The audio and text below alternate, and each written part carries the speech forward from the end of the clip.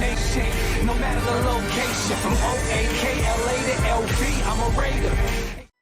Raider Nation, what's going on? You're watching the Raiders Report. And before we get into today's news and rumors around Marcus Mariota, what Mike Mayock said, and some potential interesting stories around the Raiders and players opting out and whatnot. But today's show is presented by Autumn Abyss, and if anybody out there is a diehard Raider fan, if anybody out there is looking for some high-quality premier Raiders gear, what I want you to do is go to autumnabyss.com, because I'm telling you what, this stuff is better than dry fit. It is the best Raiders gear that I've ever put on my body. I mean, this stuff is absolutely incredible. autumnabyss.com. Make sure you guys get yourself set up. All right, let's go to the first draft rumor here around the Las Vegas Raiders, and the report is this from Vic Tafur, that the Raiders, they won't draft players who opted out in the first 3 rounds. At least he goes on to say that it's more of just a gut feeling at this point. And the biggest thing here with John Gruden, Mike Mayock, that a lot of people always say is like, they want guys that love football. I do think it's an unfair stereotype, if that's the correct word, or unfair assumption that if a player opted out and from COVID-19 that they don't love football. I think you could also look at it a lot like they were just making a business decision. But remember, the Raiders, they were fined $1.2 million last year, which they did end up getting back because of all these COVID violations. So if you're Gruden, if you're Mayock, maybe you do potentially stay away from some players that, well, did decide to opt out. So this is what Vic Tafur had to say. This is basically where the story is coming from. This is just the gut feeling, but I don't think the Raiders will draft any players in the first 3 rounds who opted out of their college seasons last year for COVID-19 reasons. He also goes on to say that respecting a player's decision is one thing, but selecting that player after he opted out of last season may not be easy for Gruden or Mayock to swallow, especially after the team did not have a good handle on the COVID-19 situation, which was fined a combined $1.2 million and stripped a 6th-round pick, which you guys can see they ended up getting back for a series of violations and screw-ups. So I'm curious what you guys have to say about this. What are your thoughts on the Raiders not drafting players who opted out? Do you think it's a smart thing to do, or do you think it's a dumb thing to do? What I want you to go down in the comments section and do is let me know, smart or is it dumb? Maybe you're trying to figure out, like, who are some of these players that we're talking about, right? Because if they're a bunch of bums, well, it doesn't really matter. The issue is this. There are some pretty notable players that opted out last year that I know for a fact if they were sitting there at pick number 17, the Raiders would be looking. Penei Sewell, my top offensive tackle. I don't think Ja'Marr Chase falls down to 17, but he's probably the top wide receiver in this year's class. Rashawn Slater, another very talented offensive lineman from Northwestern. Some other notable players here. Walker Little, Jalen Mayfield, Rondale Moore, Rashod Bateman. I don't anticipate the Raiders to take somebody like Moore or a Bateman. However, Jalen Mayfield could be an interesting player if he slides to round 3. Walker Little could be an interesting player if he slides to round 3, though I have Little listed as a round 4 type of prospect. Some guys on the defensive side of the football. Micah Parsons. I mean, just literally a few days ago, I talked about the Raiders going out and get Micah Parsons because of multiple reports out there saying that they loved him. So that was pretty interesting to me.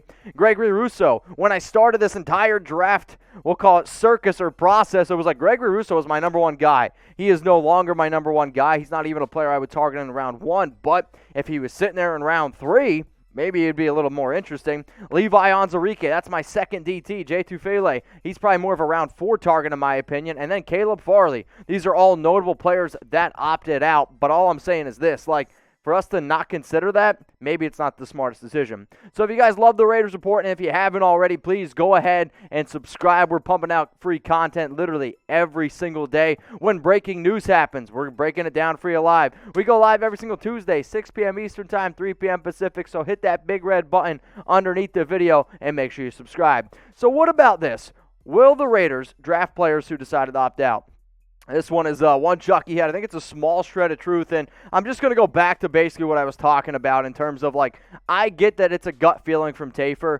However, I'm just simply going to disagree with him on the simple fact of, if you're telling me right now Rashawn Slater or Penei Sewell, if they fell to number 17, the Raiders would 100% take those guys. Heck, I know people inside the Raiders organization that have literally said if, like, Slater and Sewell fall a decent amount in the first round, those are guys they would even trade up for. If Micah Parsons falls to pick number 17, he's a player that I know for a fact is on Mayock's big board. So for me, I don't think that the Raiders are this dumb just to say, you know what, that guy, he didn't play in 2020 because of COVID-19, so then we're not going to take him. If he ends up doing that, that's a very unfortunate thing, and it makes me really feel like Gruden and Mayock don't really have full control of what their decisions are going to do. But I'm hoping the Raiders, Gruden, and Mayock are not that dumb. The other part I thought was funny is this, like, the draft season is all about people giving their opinion, giving their 2 cents. It's why I have this show here, right?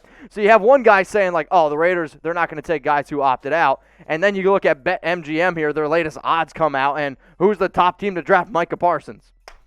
The Las Vegas Raiders at plus 500. Sure, there's some other teams in here, but the bottom line is it's not that nobody knows what's going on. It's more of a people have their opinion. People can state their opinion, and my job is to be able to kind of sort through the weeds and give you guys the best explanation of why people are saying the Raiders might not take somebody who opted out, or say, well, why the Raiders have the highest odds. It's because Micah Parsons would be a good player here, but it's also a personal opinion from somebody who I do personally respect. Now, we do have a new sponsor on today's show. It's Autumn Abyss, and I do want to give them a major shout-out because I absolutely love my Tom Flores hoodie. If you guys don't have this thing, I'm telling you what right now, it's the highest quality you could possibly find in a hooded sweatshirt. If you're curious on how to get it, you can go to chatsports.com/Flores, where you're going to be able to find this hooded sweatshirt. And actually, if you want to go check out a whole bunch of other types of gear, you can also do that. Every single purchase that you get through Autumn Abyss, proceeds go to a certain foundation. So for every single purchase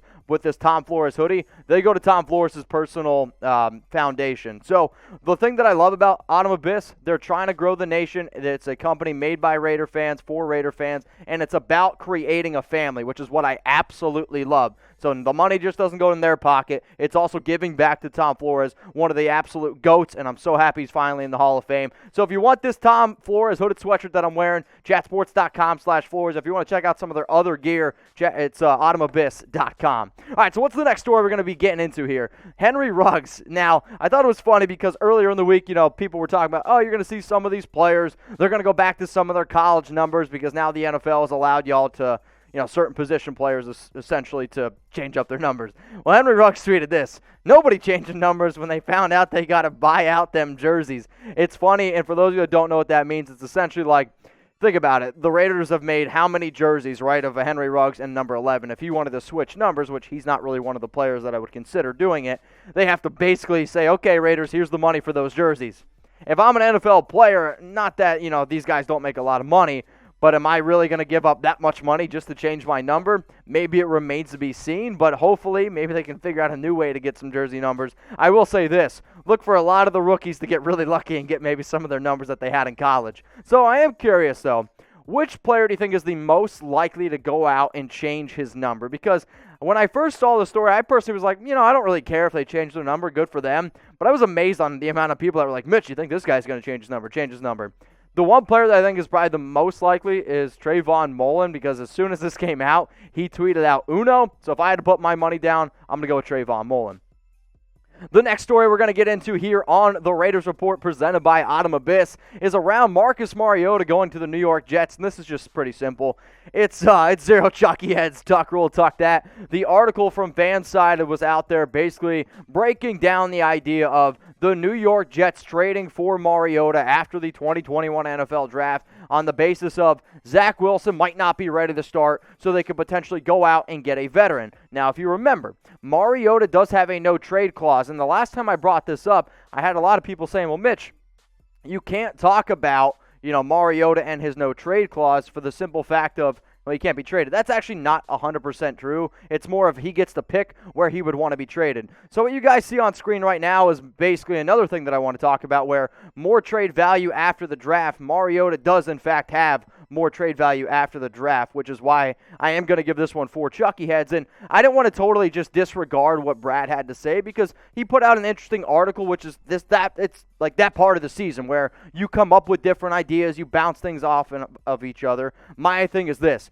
The Jets, if they're going to go out and get Zach Wilson, he's going to be the starter. But does Mariota's trade value definitely increase after the draft? Yes, it absolutely does. So here's Weiss's idea on the Jets trading for Mariota. If the Jets want to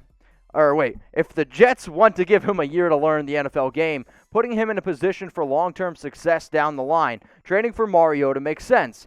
The deal would benefit both sides as Mariota would get a chance to show he can still be a full-time starter in the league, and the Jets can be patient with Wilson, not ruining him like they did Sam Darnold. The biggest issue is this. The Jets are not going to take Zach Wilson at number 2 for him to sit behind anyone. And if they find out that he's not the guy, I'm telling you what right now, they're still going to put him out there. Now, I will say, would Mariota be the best backup on that team? Absolutely. And if maybe you want to convince me that Mariota could go in there and be a backup to Zach Wilson, that I might change up my mind a little bit. But the idea of the Jets trading for Marcus Mariota after taking a quarterback at pick 2 makes literally absolutely no sense. It's why I decided to give it 0 Chucky heads. Tucker will talk that. Now, when you really think about it, though, like, does he have value? Yes, he does. Does he have a no-trade clause? Yes, he does. But the no-trade clause, again, it simply means this. He gets to pick where he wants to go. Would he pick a situation that maybe puts him as a starter and he could make up to $8 million?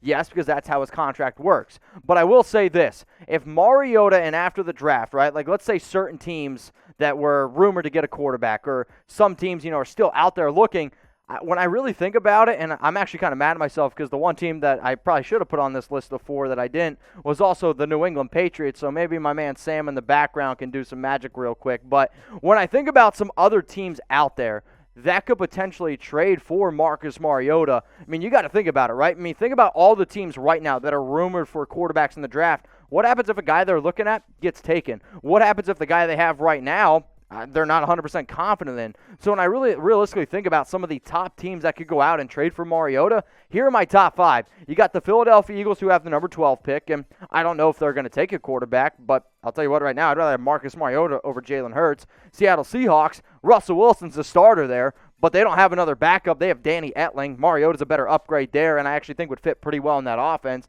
The Lions have been rumored at looking at a quarterback. This is the Houston Texans are more based off of if shit gets bad for Deshaun Watson, all they have is Tyrod Taylor. You at least bring Mariota then to have another option there. And then the Patriots, they're sitting there at pick number 15. What happens if the quarterback that they're looking for gets picked at 3? Maybe if it's Mac Jones. What happens if they can't trade up and get somebody like Justin Fields? I would be very, very surprised if they go into the season with only Cam Newton and then Jarrett Stidham. That would be very surprising to me. And the team that's been the most interested in Mariota the entire offseason was, well, the New England Patriots. So be honest with me here. Should the Raiders trade Mariota, yes or no? I am simply going to say no as it stands right now. But if a team out there wants to give me a day 2 pick, like a round 2 pick or a round 3 pick in the future, I'd be a little bit more open to that, right? However, with Mariota's contract right now, him set to make $3 million, he is a good quarterback making only $3 million. Now, if you guys made it this far in the show, remember you can always hit me up on Instagram. I am at MitchellRens365. If you have any questions about something you saw on the show, you can obviously put it down in the comments section. But I also want you guys to be able to hit me up on IG, see what I'm doing in my daily life. So again, it's at MitchellRens365. Now today's sponsor, one more time here, it is Autumn Abyss. And if you love the hoodie I got on and the hoodie that's over here, go to chatsports.com/Flores. And reminder, every single purchase, there is a small proceed that goes to the Tom Flores Foundation. If you want to go ahead and follow Autumn Abyss on Instagram, they are at Autumn Abyss Gear. If you want to follow them on Twitter, they're also at Autumn Abyss Gear. Bottom line is this, Raider Nation is family. We're simply sitting here to be able to support each other. The last thing that I wanted to be able to bring up here on today's show is around the Raiders, and simply Mike Mayock had this nice little presser, and I had a few takeaways from this discussion, and the biggest takeaways that I had on that were, and I can just kind of list them off for you guys. He talks about Henry Ruggs and Damon Arnette and how he expects to have those guys back and be a little bit more ready to go, and he expects them to be better in year 2, which I 100% agree with. Then he talks about Jared Smith-Jones in terms of him potentially starting at right tackle. I don't think he's going to start at right tackle. I simply think he's just trying to give a younger player a little bit more confidence, and it's more of a what do you expect him to do. He talks about Jeff Heath potentially playing the free safety role, and it's basically something that I've been saying for weeks now, ever since they went out and got Joseph, right? Joseph is a good depth player, but Jeff Heath would actually be the starting free safety. Nick Martin versus Andre James. They gave Andre James a boatload of money, but there's still going to be a competition battle there. And then the last thing, the Raiders are actually not that worried about players who opted out, which it sounds like it's pretty good news here for Micah Parsons.